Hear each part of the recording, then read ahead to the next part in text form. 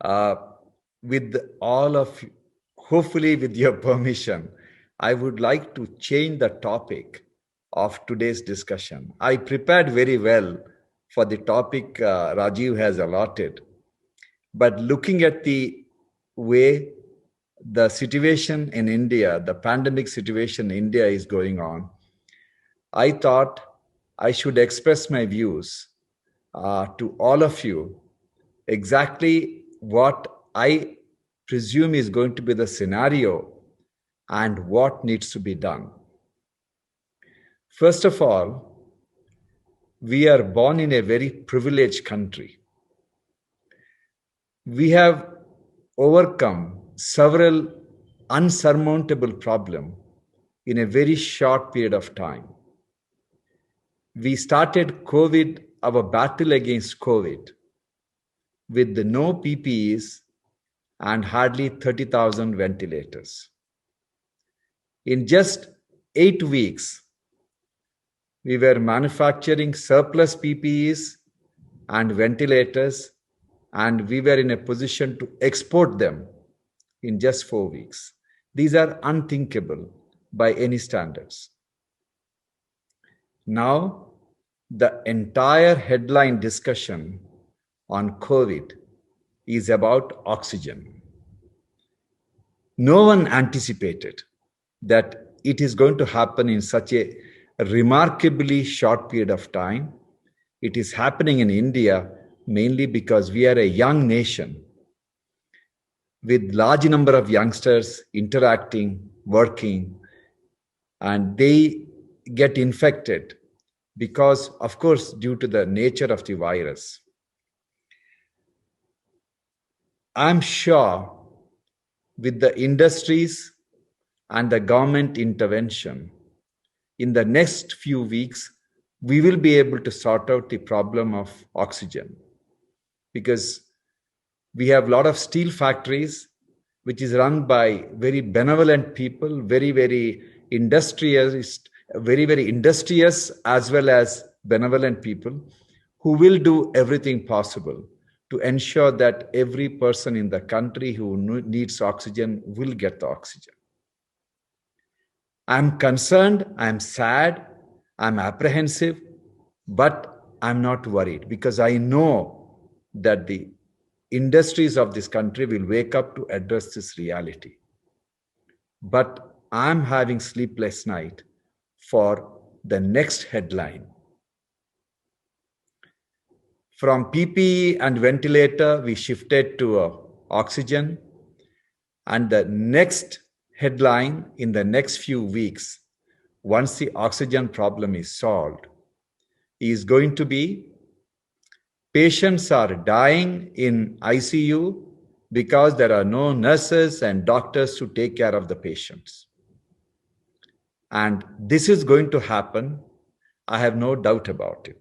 Now, I'll explain to you why this is going to happen. We are testing about 3.5 lakh people as positive for COVID.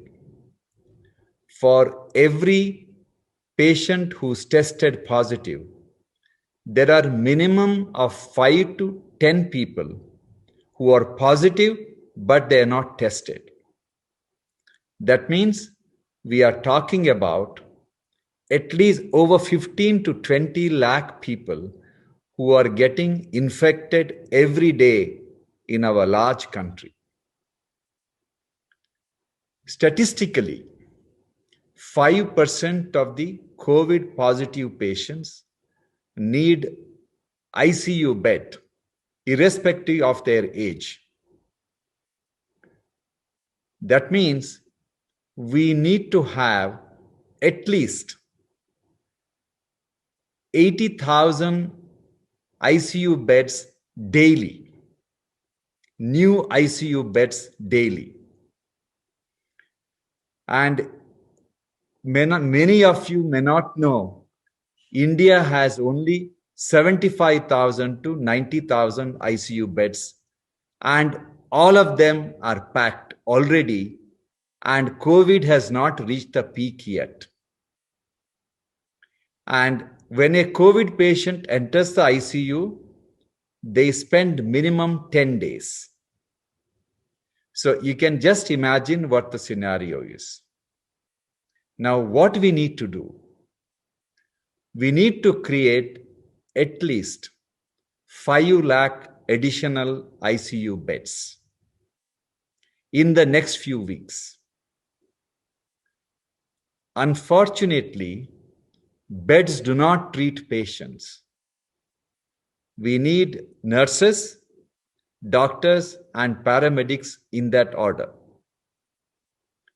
I must admit, the real workers in managing COVID patients successfully in ICU are not the doctors, they are the nurses. And the outcome of patient in a COVID ICU depends predominantly on the nurses, the way they have managed the patient.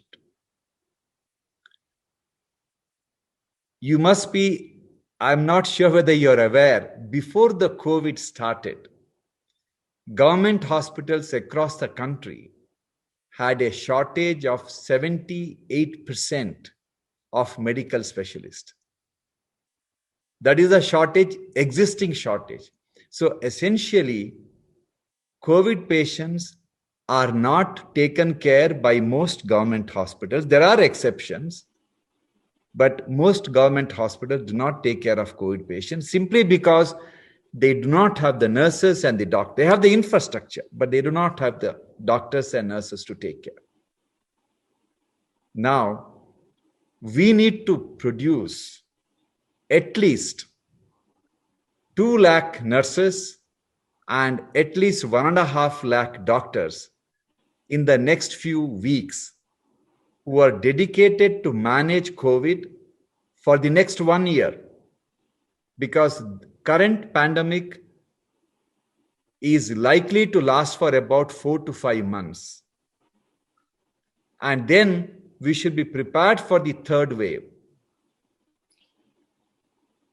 I'm just comparing what happened in England and what happened in US. Based on that, I am just assuming that this is going to be the way virus will behave. So far, virus has not differentiated between Americans and Indians. Irrespective of how much we want to say that we are genetically immune and we have the BCG has given us the immunity, for the virus, it hasn't behaved any greatly different with us. Now, how do we produce 2 lakh nurses and 1.5 lakh doctors to manage COVID ICUs for the next 1 year? If there is one country which can produce that workforce in few weeks, is India. No other country in the world can do this miracle. How it is possible? We have about 2,20,000 nurses working, who have finished their 3-year GNM or 4-year of BSc in various nursing schools and colleges across the country, who are preparing in the library for their exam, which should happen in the next few weeks. If the Ministry of Health, along with Indian Nursing Council, take the approach of drafting for the armed forces when there is an impending war with the enemy country, we should approach this with the same idea. This is not a peacetime, it is a wartime. If we decide, then these girls should be told, all right, you have finished your training. You haven't finished the formality of exam. You're all graduates, you'll be given a certificate. But you are given a certificate at the end of 1 year if you work in a COVID ICU for 1 year. And then, apart from that, if there is a government job coming up, all the girls and boys, nurses who have worked in this COVID ICU for 1 year should be given a preference over the rest. If that is done, I am convinced most of these girls and boys will join the stream of a fight against COVID. And COVID battle cannot be won by doctors of my age. No war can be fought by people of my age. You need young people. Most of them are vaccinated and they are naturally in a better position to fight the COVID in case they get infected. So we can solve the problem of nursing shortage, which is a major problem. Now, what about the doctors? There are 130,000 young doctors today working not in the COVID ICU. They're sitting in the library, mugging the multiple choice questions to crack the NEET exam to get one of those elusive PG seats. The National Medical Commission should, along with the National Board of Examination, should conduct online test for NEET right away without any delay and declare the results in few days. And there are only about 35,000 PG seats available. And allot the seats. After the allotment, there will be still 1 lakh doctors, young doctors, who are left out, who didn't get the PG seat. They should be offered a huge grace mark during the next year of PG selection if they work in the COVID ICU for 1 year. And government should have a separate department of controlling this huge workforce and allot them based on the requirement. If you go to, we are only looking at Delhi and Bangalore and Pune. What about the tier 2, tier 3 cities? If you believe me, the number of COVID right now, it is very less in those places.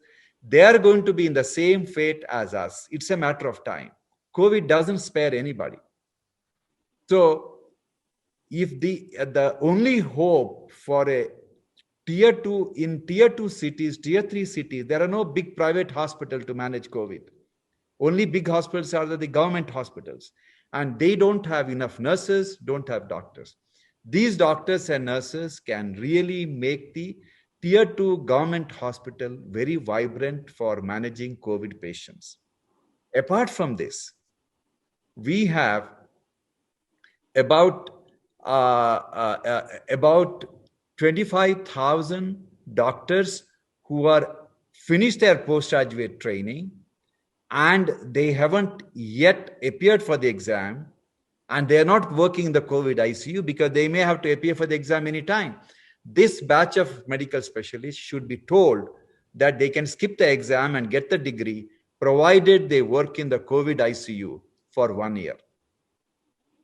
And apart from them, there are over 90,000, 1 lakh doctors who graduated from overseas universities, and they haven't been able to pass the national entrance exam. Identify 20,000 of the brightest of the kids and ask them to work in COVID ICU for 1 year for permanent registration. And if we are able to do this successfully in the next few weeks, believe me, we would have conquered the COVID battle. Otherwise, the consequences can be very, very, very serious. Mainly because just admitting a patient in a COVID ICU and giving him some oxygen is not going to save their life. When the oxygen drops, they need proning. And somebody has to monitor their blood gases. All these are done by nurses and junior doctors. This is May. We are entering May. You know how hot it is. Wearing the PPE, working in the COVID ICU. Even the fittest people cannot work there for more than 4 to 5 hours. And we need to look after those patients for 24 hours. You look at the number of people who we need. The current doctors and nurses who are taking care of COVID across the country have done a fantastic job during the first wave. They are tired, they are fed up, they are burnt out. and good number of them are getting infected. Unless we create a parallel workforce of COVID, believe me, there can be a problem. Knowing the amazing power our government has, especially under the leadership of our Honorable Prime Minister, I have no doubt that they will do something dramatic. And we need to do something dramatic. In the end, all my speculation about the number of COVID patients and how many ICU beds we need may be wrong. But what if I'm right? It is too late. That's all I have to say. And I thought it is a fantastic forum for me to view the express my views with the idea that some of you may agree, some of you may not, but at least some thought. We cannot just watch the drama going on. We have to do something active. That's all I have to say. And I'm extremely grateful to all of you for giving me this opportunity. Thank you.